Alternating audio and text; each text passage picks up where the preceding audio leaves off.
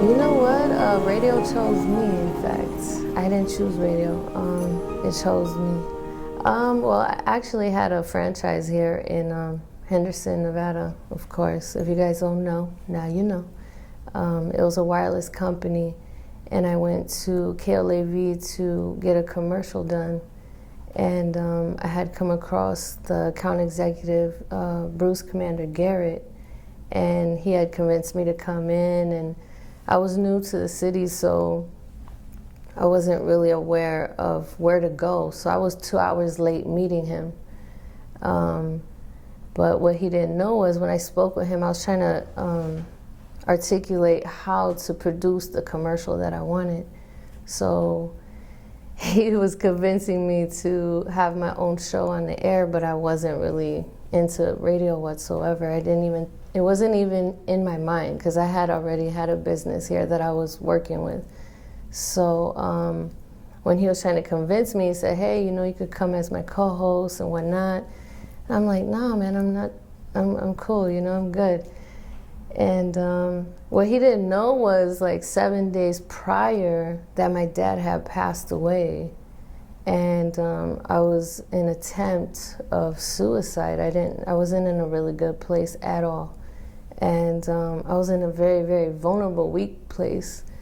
And that Friday, he convinced me to come to the station and be on air with him. And I never left since that day. So essentially, radio saved my life.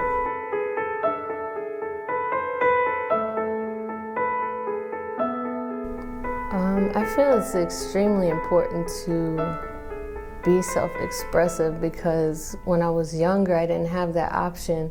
Growing up in a strict Catholic household, I didn't have that option. It was more like listen to what your parents say, what they do. They're essentially molding you and telling you what to do, what to think. You know, that's that Catholic family. So the freedom of expression wasn't really there necessarily. So as I got older, I wouldn't say I was rebellious, but I was more artistic. I, got the tattoos they didn't want me to get. And man, I expressed myself through art. And then once I found radio, I found a voice. So essentially I was able to honor my father in a way that I never thought I could. So I took all my sorrow, all my pain, and turned it into progress. So self-expression is extremely important, because you never know where someone's talent lies, or where their, where their talent lies. You have no idea, or what they can really say. So I am shy by nature, believe it or not. But when it comes to DJ Bad Gyrl, I turn it on. It's like a switch, quick, boom. And radio's my life now, so I love it.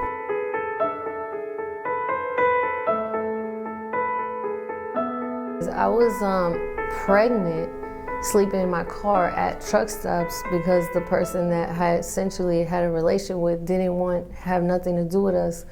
So I wasn't homeless per se, as far as like on the street, but still I didn't have anywhere to go. But if someone's right there, I would say that don't give up, for sure. You have to believe in yourself, because a lot of people wait for cheerleaders or someone to push them to get to the next level. Sometimes you have to be your own cheerleader. You can't wait for someone else to have your back or try to inspire, motivate you. You got to have that from within. It just depends how passionate, how bad you want it, really. It's just, do I want to sleep in the car, the rest of my life and find myself that way, or persevere and get over it? That's how I felt. I wasn't ever a feeling sorry for myself kind of person. I knew I was in a situation I put myself in, because I didn't know the person. I was very sheltered, so I found myself in a really bad situation, and I got myself out of the situation. I didn't ask for any help or anything. I did it myself.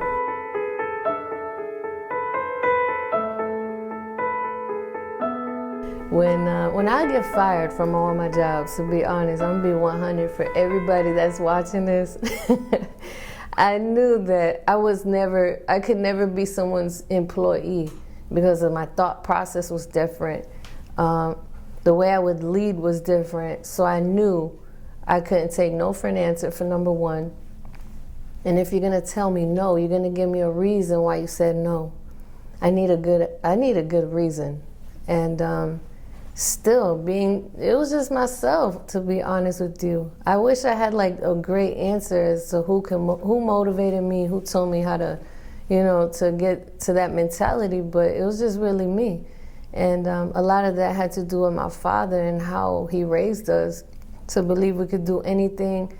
Our parents been very supportive in anything we ever wanted to do. So I think with that and our upbringing and them being really, really headstrong and keeping us on the right track, when I was actually in a bad situation, I took all that they taught us and changed it around myself.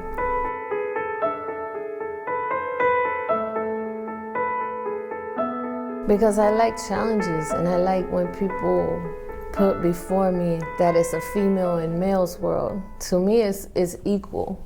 I don't buy into that a woman can't do this or it's a man's world and whatnot. I don't buy into none of that. I feel like it's on the person. So if the women didn't find themselves in the position that I am in, it's because of themselves.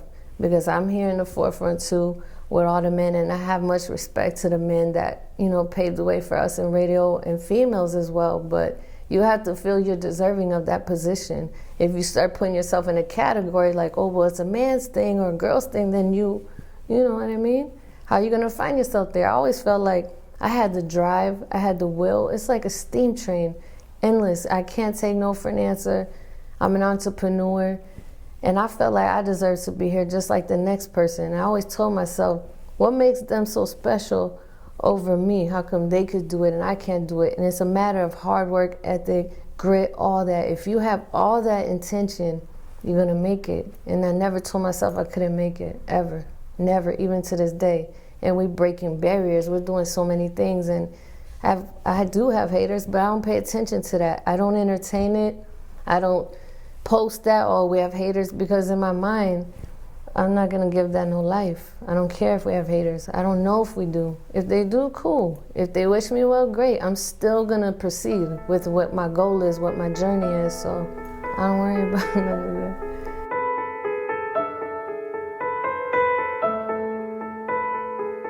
I knew what was missing in radio. Let's put it like that. There's a lot of radio stations out here, right? And we know that. And no diss to them, no disrespect to them. Anyone who puts their money up and makes a business work, my hat's off to you. But the difference between them and myself is they're not me. There's only one of us, and that's in the most humble way. They're not me, they don't think like me, they don't have my creativity, they don't have my passion and my drive. This is my passion, this is my drive, it's my livelihood. It's not just a business to me. I wanted to provide a platform for people to bring awareness to childhood cancer, to medical marijuana that would change people's lives, to homelessness, to not just entertainment. So my purpose was a lot bigger than just talking on the radio or playing music. And I knew that. And because I was in radio for so long, I knew what was missing, and what was filling in the holes is what my purpose was with this platform. So I feel I've done that, and we continue to do that every day.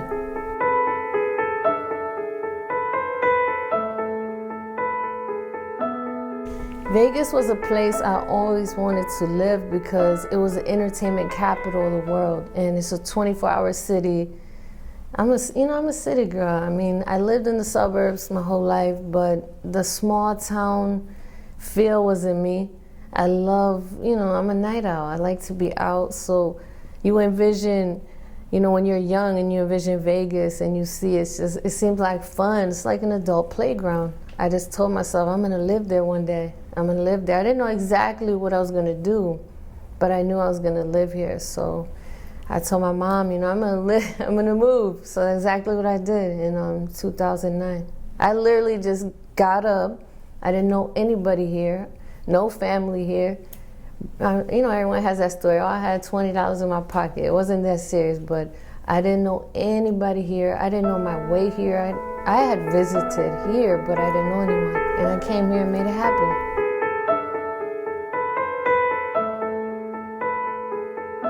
When I can, I love to spend time with my daughter, because that's, You know, that's my ace, that's everything. So when, you know, because I'm a busy woman, so when I get a chance, I love to spend time with her. And, you know, she's doing her own thing. I'm proud of her. So that's who I really am, behind the curtain. That's the most important thing in my life is her. So all my focus is to her, because to her, I'm not DJ Bad Gyrl. To her, I'm Imani Ortiz. I'm her mother. So parenthood to me is first over everything, over all of this persona and all that. Being a parent and being the best parent is number one to me over everything.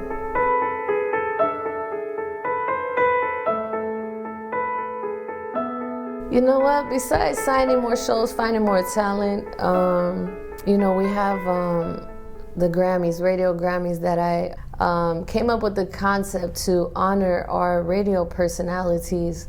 And, you know, as you know, they have the music for the, you know, the Grammys for the music, Golden Globes for movies and whatnot.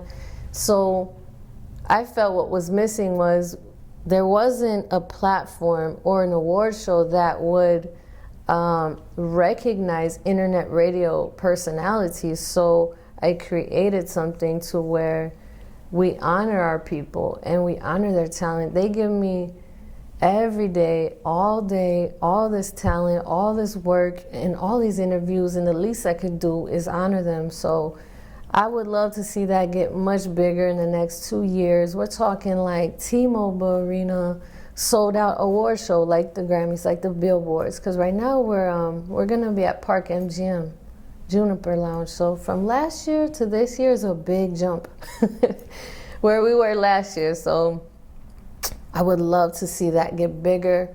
I would like to see us do bigger things with events. We cover big events as it is now, but I want to see us as a team grow and get bigger. So that's my next plans. But I'm very secretive, and I'm very much a 6 months to a year ahead always. So, you know, when you have the competitors coming behind you and they think they figure you out, I'm already ahead. I'm already a step ahead. So it's purposely like that. I'm very much a calculated woman when it comes to business.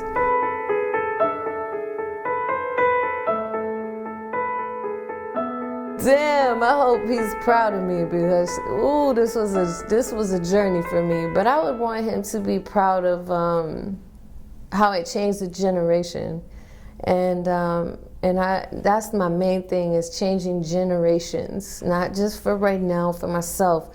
I would want him to know all of this was for them, for my kids and their kids. And I would want them to keep going and make this a generational pattern, because I feel sometimes as Latinos, we don't set up our kids for generational wealth or generational success as the way some people do. And I feel like that's my purpose. I want to be the first person in my family to change my daughter's generation and her kids' generation. So I'd want him to be proud, and I'd want him to take advantage of everything that I've done for them to this day. So that's why I gotta keep working my ass off. Hopefully I look good in the process, but 50 years, wow, that would be amazing. I'll be happy. I am DJ Bad Gyrl. This is my chapter and verse.